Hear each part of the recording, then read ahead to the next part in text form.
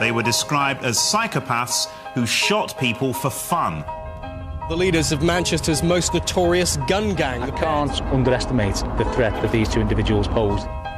Money, drugs, guns, give them respect. That's what they demand. This is the exclusive story of how a specialist police team took down the leaders of a feared criminal gang, who brought murder and mayhem to the streets of one of Britain's biggest cities. I've been investigating the criminal activity of the South Manchester gangs now for over 20 years. Colin Joyce and Lee Amos are the most ruthless criminals that I've ever investigated.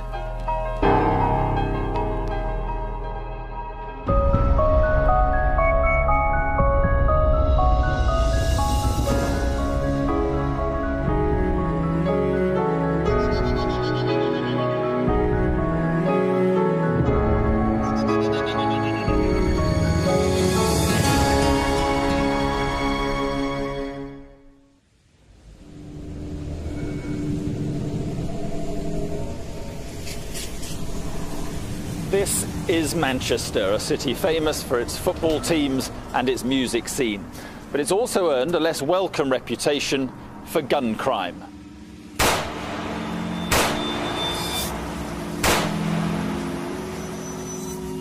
In the past few years, Manchester has been blighted by weapons and by gangs.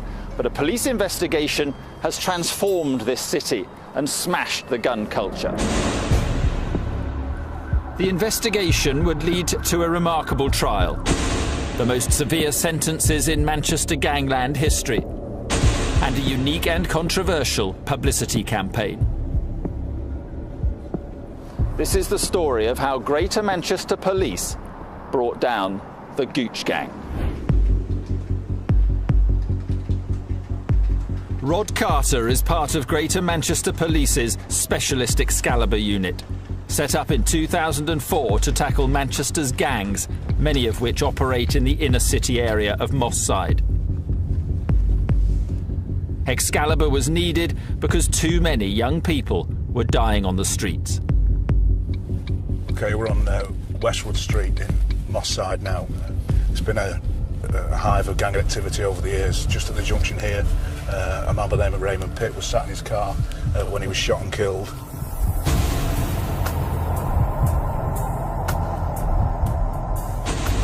And as we come out at the end of Westwood Street, on the right-hand side is Broadfield Park, where Jesse James, a 15-year-old schoolboy, was shot and killed.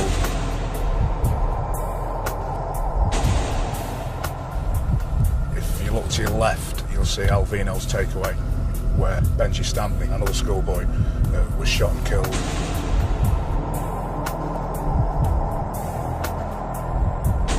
Justin Maynard was shot just on the left-hand side here.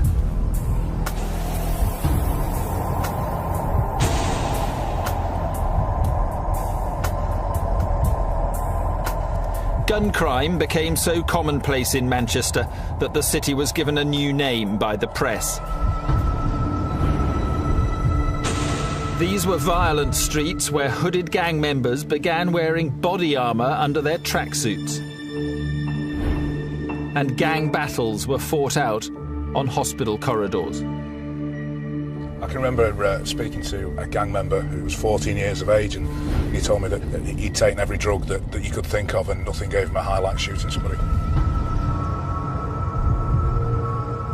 Much of the conflict centred around the Alexandra Park estate in Moss Side. The west of the estate was the turf of the Gooch Gang, centred around Gooch Close, which was to become one of the most notorious streets in Britain. The Gooch Gang's bitter rivals were the Doddington from the other side of the estate. For about 18 months, both groups coexisted quite peacefully, really. But there was a shooting in March 1991, and since then there's been in excess of 24 murders. The violence presented Greater Manchester Police with the biggest challenge they'd ever faced. Detective Chief Inspector Steve Eckersley was the man assigned to bring the gangs down. The rivalry between the South Manchester gangs has been a significant problem for Manchester for over 20 years. They are involved in tit-for-tat shootings, serious woundings and homicides of mainly young black males. Top of the list of targets was the Gooch Gang.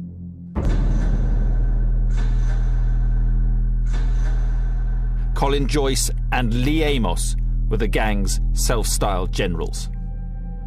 They were involved in the criminal use of firearms, gang homicides and the distribution of Class A drugs, which includes heroin and cocaine. They were prepared to use firearms in public areas to murder rival gang members. American law enforcement agencies refer to gang members as being impact players and followers, and I think there's little doubt that Amos and Joyce were certainly the most impactful players involved in the South Manchester gang scene. To speak to them both, we were both quite different characters. Amos always appeared calm and confident.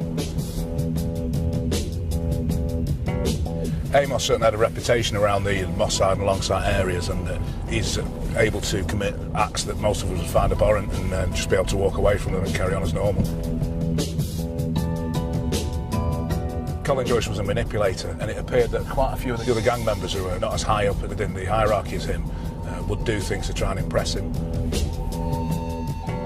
Both Joyce and Amos had been convicted of firearms offences.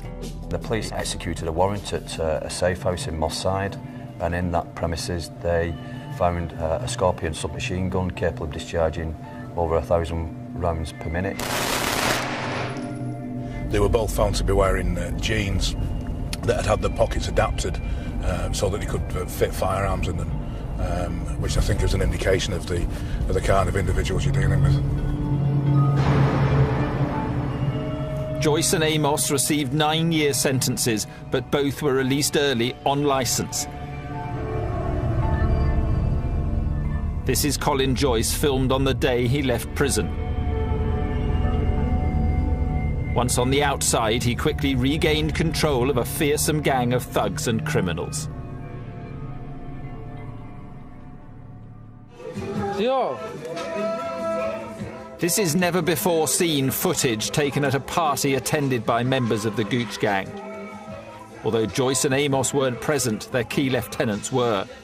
Wrapping it up. Suck you, girl. This is Hassan Shah, who handled guns and supplied drugs. Ricky. This is Jamaican-born Ricardo Rick Dog Williams, who was prepared to commit murder. And this is his brother, Narada Williams, known as Yardy, who was also ready to kill for the gang. Although they didn't know it, they were on a collision course with the police that would put many of them behind bars for decades.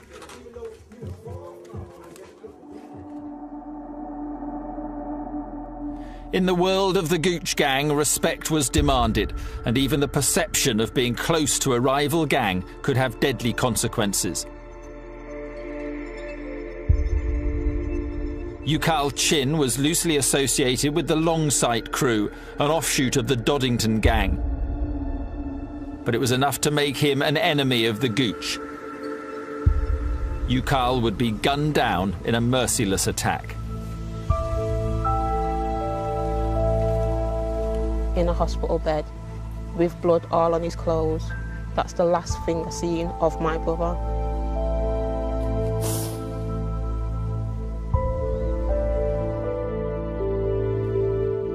Ukal's murder began what would be one of the most remarkable, complex and challenging investigations ever undertaken.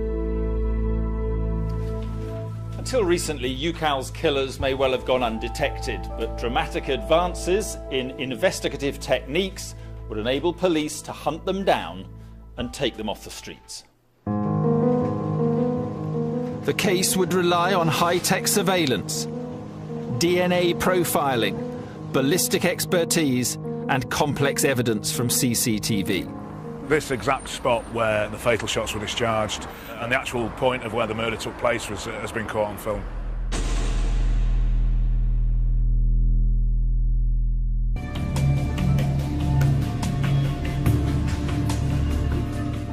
Colin Joyce and Lee Amos were the leaders of the Gooch Gang, one of the most violent gangs Manchester has ever known.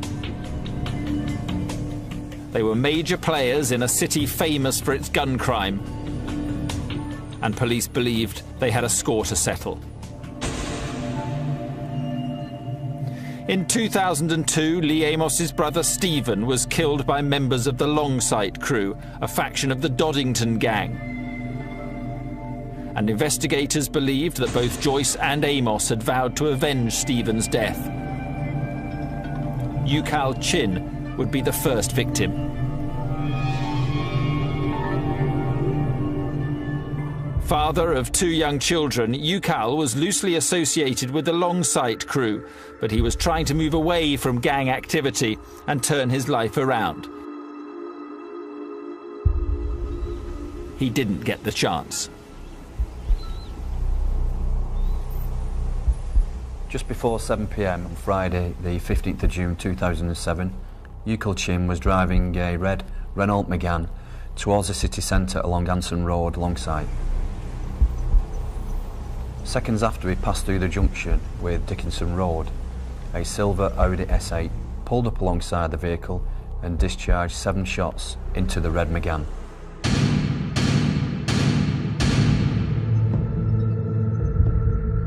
Four of those shots struck Ukal Chin and he was fatally wounded. I was in work and then I showed his girlfriend phone and said, they shoot Ukal. And then the second time they phoned, I said, don't tell me, because I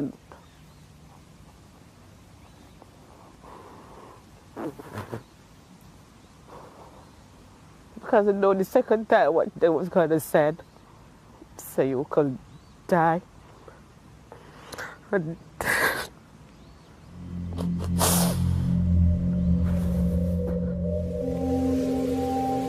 the shooting took place on a busy main road in broad daylight, and a massive police investigation began, led by Detective Chief Inspector Janet Hudson.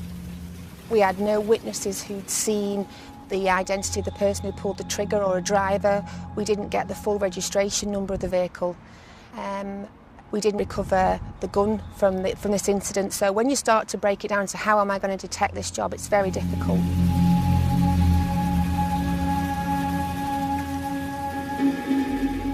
The police may not have found the murder weapon, but they did recover the bullets it fired.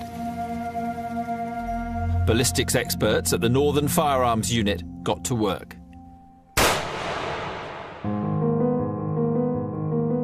7 bullets were recovered from this scene, of which 4 were determined to have hit Ukal Chin.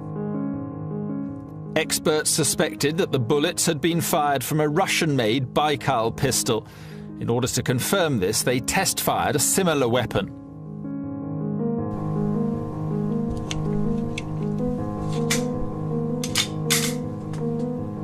Firing! Firing! One bullet from the murder scene was examined alongside another one recovered from the test. And the rifling marks left as the projectile leaves the barrel were compared. They matched completely. This confirmed that the rifling marks were from a Baikal. The murder weapon that had been used to assassinate Ukal Chin was one that the Gooch Gang were very familiar with. In 2007, the Baikal was the weapon of choice by the Gooch Gang. It was a weapon that was readily available and they could be purchased for a couple of £100.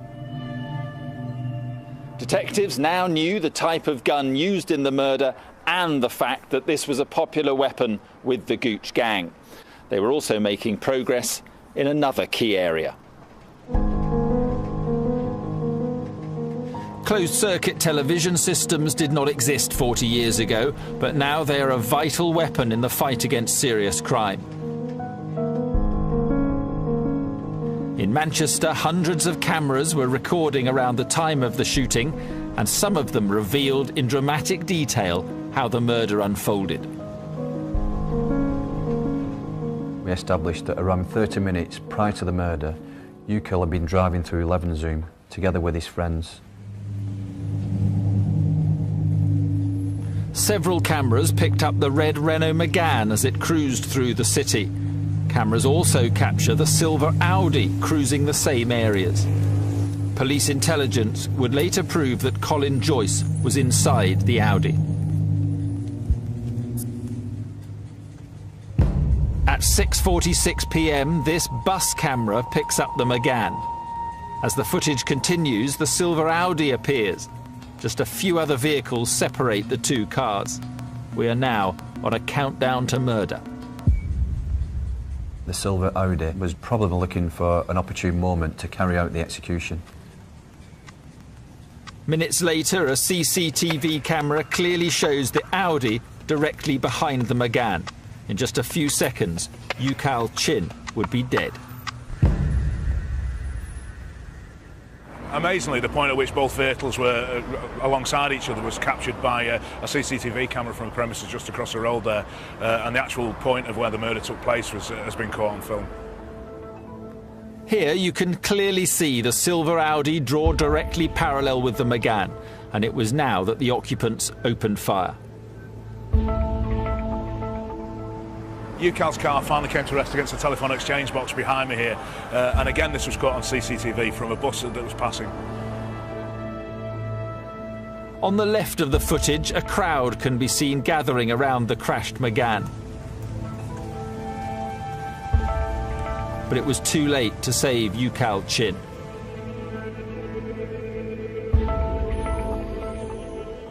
When I go in the hospital, he was laying on the bed. I see his feet as I reach in, and I was dead there over him, hugging him and they cried.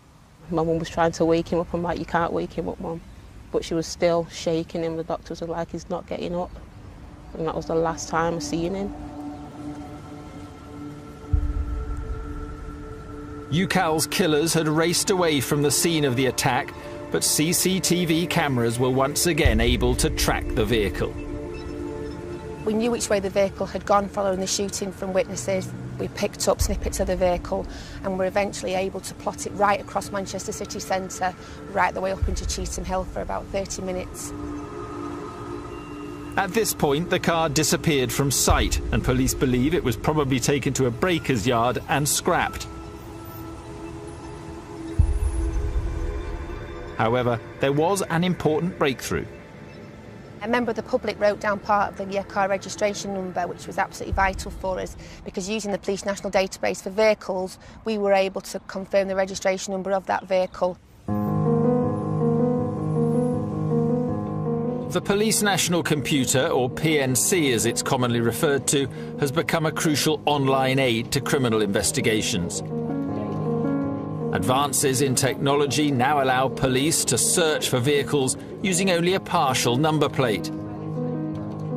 And the PNC managed to trace the silver Audi used in the attack. It had been purchased in Luton by members of the Gooch gang some 5 days prior to the attack and driven north from Luton to Manchester, where it was stored in Cheetham Hill. Although Joyce and Amos were still officially under supervision by the authorities, in reality, they'd gone on the run. 6 weeks after Ucal Chin's assassination, the Gooch gang were about to strike again. And this time, it would be an even more shocking crime. The fact that these individuals have attacked a funeral, I think is unheard of. I don't think not only in Manchester but in criminal history in the country.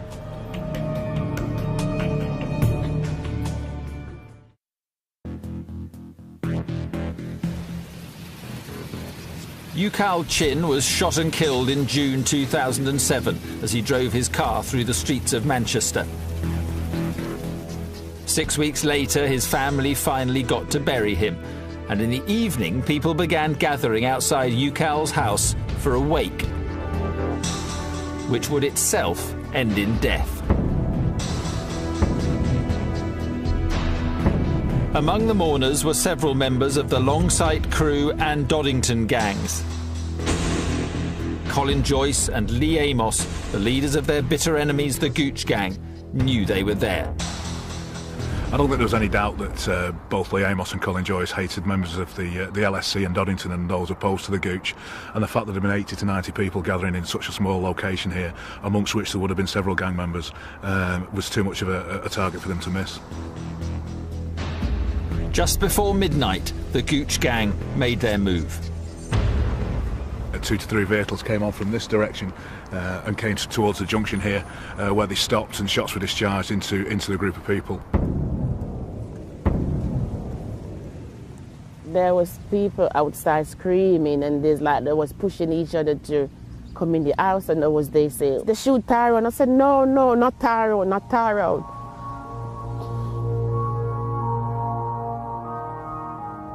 Tyrone Gilbert was 24 and about to become a father for the 4th time. Tyrone was near the front of the close and received a fatal wound to his side. He actually managed to run down to the bottom of the close before he collapsed and subsequently died from his injuries. It's just amazing, really, that there weren't more fatalities with the amount of people that there were about. It says a lot to me that they could go past the wake and shoot into an open street with women and children. They were just unbiased in who they caught with these bullets. It's just a case of, I think it comes down to they've got no self-respect, so they have no respect for the life of other people. They have no value on life, so anyone's for the taking. Detectives now had a second drive-by shooting to investigate, and they needed to move quickly to prevent any more bloodshed.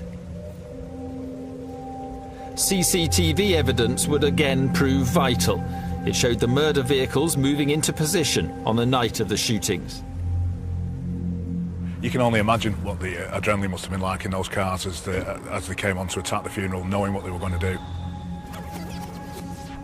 The vehicles used in the murder included a Honda Legend and a blue Audi S4. Intelligence proved that both Lee Amos and Colin Joyce were together in the blue Audi at the time of the murder of Tyrone Gilbert. Both vehicles fled the scene and the Audi was never seen again. But police did recover the Honda Legend. It had been abandoned 2.5 miles away in Burnage. This is the car that the killers fled from, now stored in a police compound in Manchester. There's quite a significant amount of both ballistic and forensic evidence recovered. In fact, you can see in the door frame here where a bullet has passed through, where one of the assassins has been sat in the seat and discharged his weapon through the window. The vehicle itself had been disguised somewhat by having the rear windows blacked out. Some of this material has been removed now in an attempt to recover fingerprints. The rear window is still blacked out, however. Quite a lot of the evidence within the vehicle was key in securing convictions on a number of the individuals who stood trial with Joyce and Amos. Police were about to get their next major breakthrough in the investigation. A balaclava was found snagged on barbed wire near the scene of the abandoned Honda Legend. Officers now turned to forensic science in their efforts to solve the case. The Forensic Science Service assists over 120,000 police cases every year. Often it is a forensic scientist working diligently out of the spotlight who provides the crucial pieces of evidence in an investigation. And the recovered balaclava certainly held some secrets. Being a balaclava, there's a high likelihood of saliva being transferred from the person wearing the balaclava. We test for the presence of saliva using a test paper which will change colour from white to blue.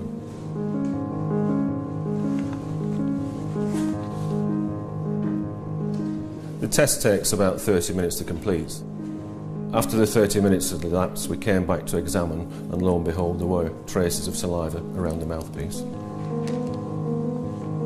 We'd then target the area where the saliva test was positive, and we'd take samples of the fabric, we'd literally cut it out, place it into small test tubes, and apply water to extract the DNA that's present in the saliva. What we we do is then spin that DNA down in a centrifuge to form a small pellet.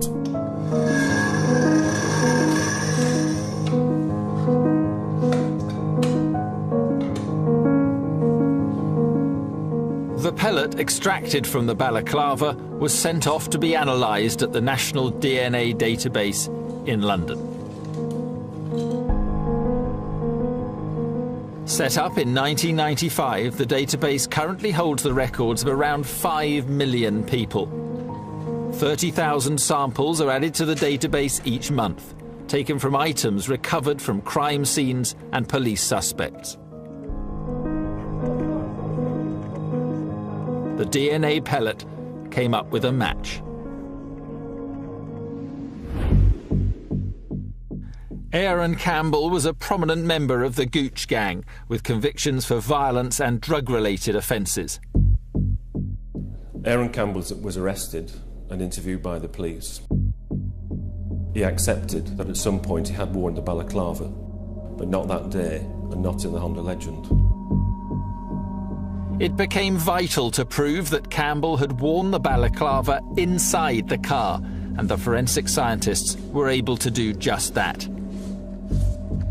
A tape lift produced fibres from the balaclava, and samples were also lifted from the car. These are the fibres from the balaclava, and these are the fibres recovered from the car seat. Minuscule identical microfibres were found on both samples, proving the balaclava had been inside the Honda Legend. To give some idea of the size of the fibres, the individual fibres are perhaps a 25th of the width of a human hair. The wearer DNA belonging to Aaron Campbell linked him to the balaclava. It also linked him to the Honda Legend, and as we know, the Honda Legend was linked to the drive-by shooting of Tyrone Gilbert. Forensics had tied the Gooch Gang to another murder. Tyrone's death has devastated the family. Mum was a strong person, but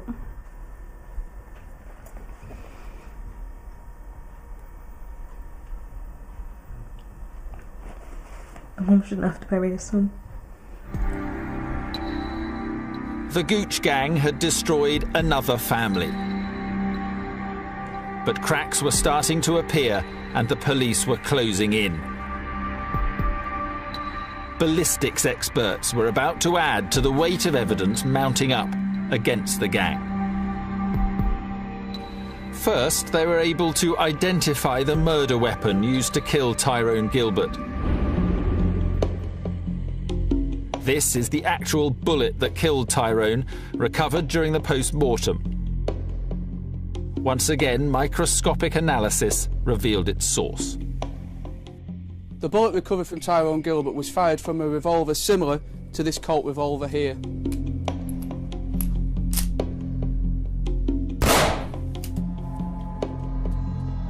Other bullets recovered from the crime scene were proof of a second revolver being used. This is a Smith & Wesson .357 Magnum revolver of the type used in the shooting. The Smith & Wesson revolver was recovered during the execution of a search warrant by police in South Manchester some months after the murder of Tyrone Gilbert. That weapon had been used in several previous shootings involving the Gooch Gang.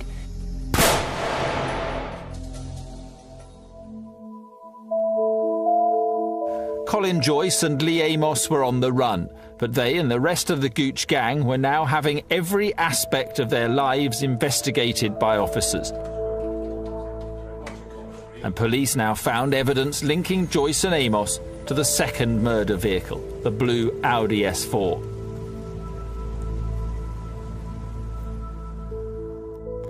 An exhaustive search had led to the discovery of a logbook at a garage in Stockport containing the registration of the blue Audi.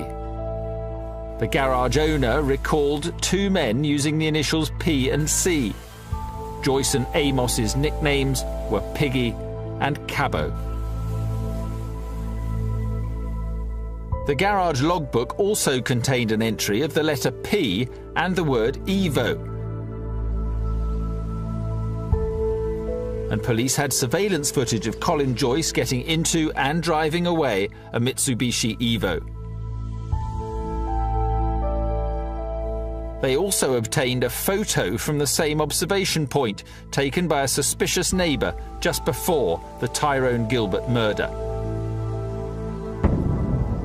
The photo was of the blue Audi used in the killing.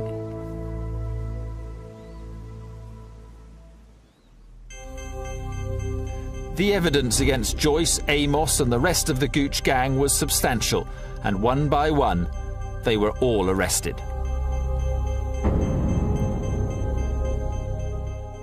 Tony Weatherly questioned both Joyce and Amos for 3 days. He cannot be identified as he's currently working on a covert operation. Colin Joyce, he came over as a very chatty, very affable person, very charming to a degree. Then as soon as the tapes go on, he then became very guarded and made no comments to every question put to him. These are the actual audio tapes from the police interviews. On the 15th of June this year, a male called Ukul Chin was shot in Anson Road in Longsight. What can you tell me about that? No comment. It was clearly put to him that this was a planned attack. He had seen Ukul Chin driving the vehicle and that he was responsible for pulling the trigger. His vehicle that he was driving was purposely run off the road. He was targeted. Why would he be targeted? No comment. Joyce was equally uncooperative when questioned about Tyrone Gilbert's murder. Were you in one of those vehicles at the time Tyrone Gilbert was shot? No comment. Do you know who was in those vehicles?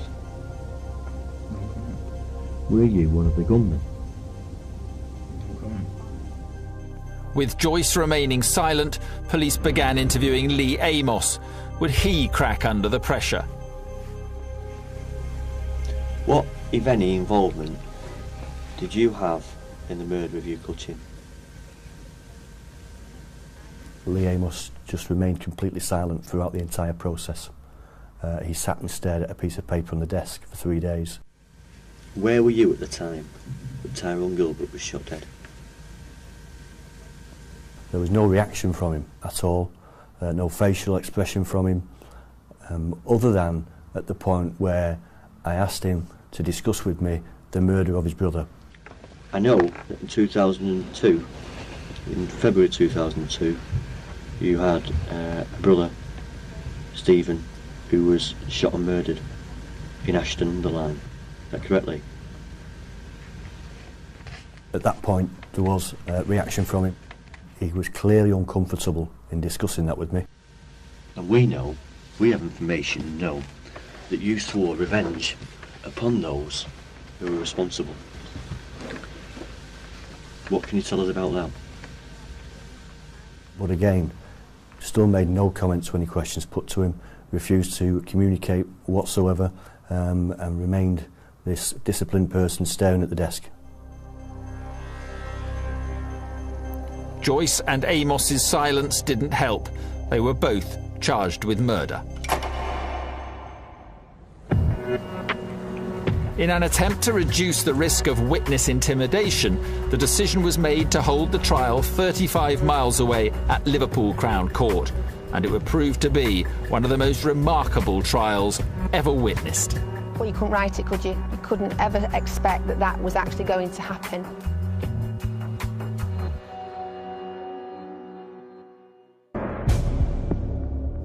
Colin Joyce, Lee Amos and 9 other members of the Gooch gang were now awaiting trial for offences ranging from firearms possession to murder.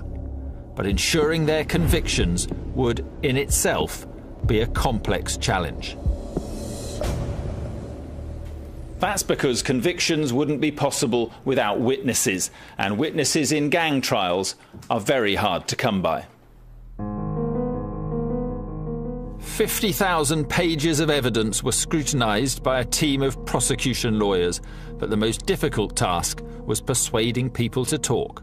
Most witnesses go through a variety of emotions. You know, they start off feeling confident, then they feel a bit nervous, then they feel anxious.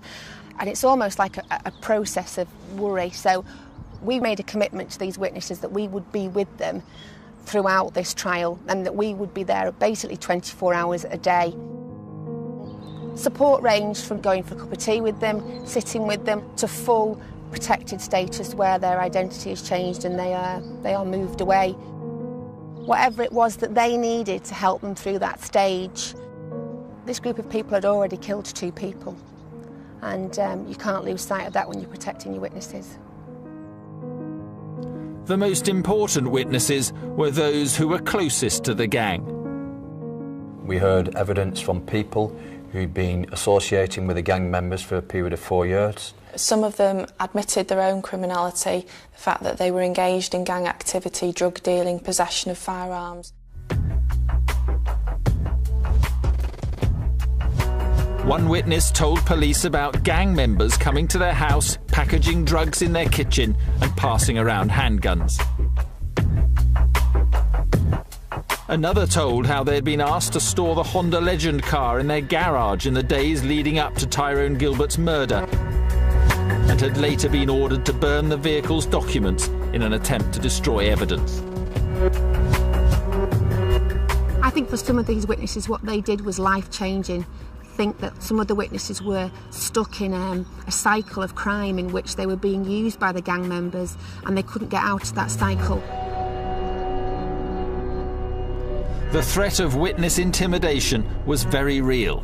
One of the defendants managed to get hold of a mobile phone in his prison cell and telephoned one of the key witnesses and made a plea to him not to give evidence. Narada Williams was the man who made the call. Amazingly, the witness managed to record the conversation. Between me and you, I can't take this prison no more. I've been in here a year, bro, and if they sentence me, I'm never gonna come out, bro. I can't handle it. He was obviously shaken up by it because he believed that they knew where he was by the fact that he'd received the phone call. I remember him saying that he thought at one point they might be outside. Help us out, man. Help us out. I'm begging you. I ain't got nothing no more. I got nothing. Only thing that I can think of, and I know you're gonna disagree with me, is just say, yo, I tell you the truth. I've been lying. You can't get thrown in pen. They can't throw you in pen. I'm telling you that now. They can't throw you in pen. Well, you couldn't write it, could you? You couldn't ever expect that that was actually going to happen. And I've not spoken to that witness since, but he got through it. Despite the intimidation, the community had had enough. With witnesses now pledging to give evidence, dawn broke on the day that Greater Manchester Police had feared might never arrive. The trial of the Gooch Gang began.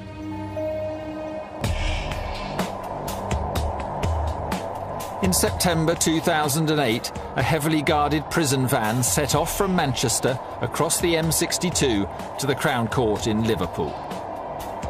We were concerned that gang members may try to effect their escape from custody, and that's why I introduced the high security and armed escort between the two cities. The convoy would become a familiar sight.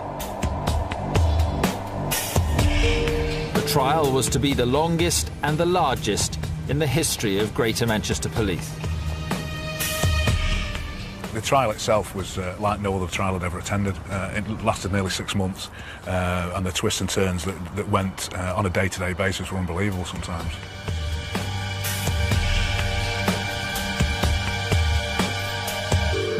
The atmosphere was electric. I recall it very well. There was over 100 people in the court itself. We had everything from anonymous witnesses to people whose voices were disguised, screens for many. We had covert routes in and out of the court. We had all kinds of things in place. The gang caused upset from the start. They shouted abuse to witnesses, shouted stuff to the prosecution. They didn't have any respect. They love to see people acting weak around them. They like to feel the power. Every day is like something inside burning up. To see they just sit there laughing. It was like a playground for them. The intimidatory tactics failed.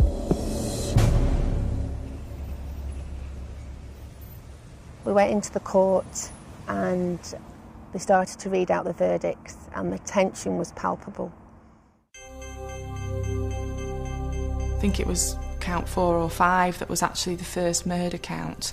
And when that verdict came back, it was just a sense of relief that we'd actually done it. I recall looking at Joyce as the second murder verdict was returned and saw him mouth the words, "Are you happy now?" I cried, just out of relief really. Because there were moments where I thought they were going to get off. Colin Joyce was convicted of both murders. Lee Amos was convicted of Tyrone Gilbert's murder, but the jury failed to reach a verdict about his alleged involvement in the killing of Ukal Chin. Aaron Campbell, Narada Williams and Ricardo Williams were convicted of Tyrone Gilbert's murder, attempted murder, as well as drug dealing and gun possession. The other 6 members of the gang were convicted of various drug dealing and gun possession charges. Sentences for Amos and Joyce's lieutenants totalled a minimum of 146 years. Finally, Lee Amos was handed a minimum sentence of 35 years. And Colin Joyce was told he would spend at least the next 39 years of his life behind bars.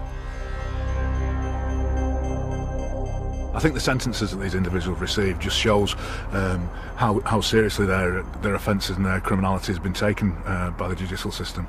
I mean, the fact that they've both got longer minimum recommendations than Peter Sutcliffe got says something. So long were the sentences that Greater Manchester Police went to extraordinary lengths to publicise them.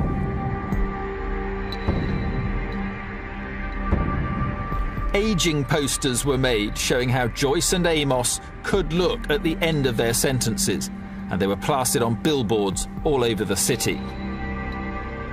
It was a defiant message to the community and to Manchester's criminal underworld that gangland behaviour would not be tolerated. Although the sentences were huge, they didn't bring an end to the suffering. They can still hold their brothers, their sons' hands, give them a kiss goodbye, see you tomorrow, see you next week. We can't do that. We have to kiss a headstone to give him a kiss. That's what hurts the most, that we have to come here to see my brother. Sometimes touch his picture and say, "Son, I love you and I miss you. Why do you leave me?" With pain, we're always there. Always. You never leave me.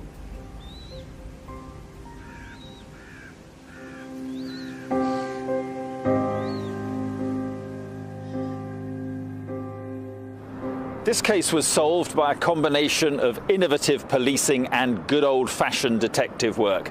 It took 11 dangerous men off the streets, and it brought to an end a period of lawlessness which hopefully Manchester will never see again.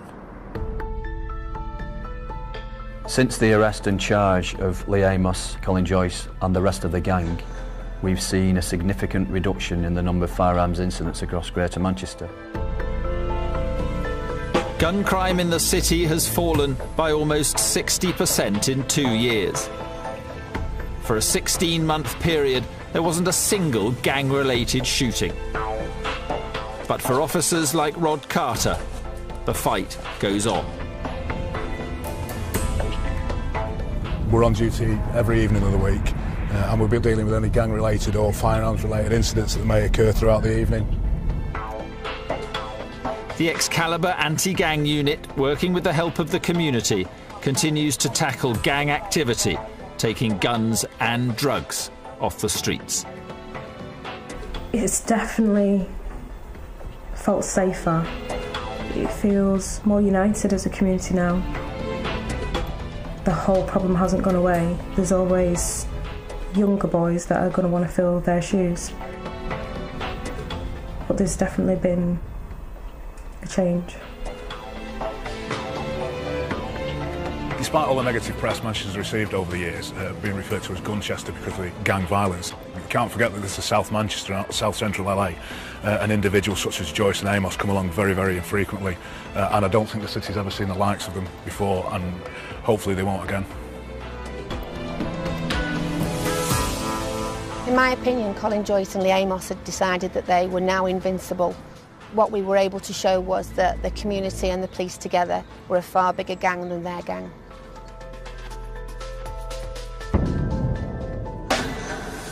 Well, it's very, very hard and it is freezing, but they are battling on courageously. A few hiccups along the way, though. More from 71 degrees north tomorrow night at 9. We're back in Australia next, where Stephen Tompkinson is having a very exciting balloon adventure.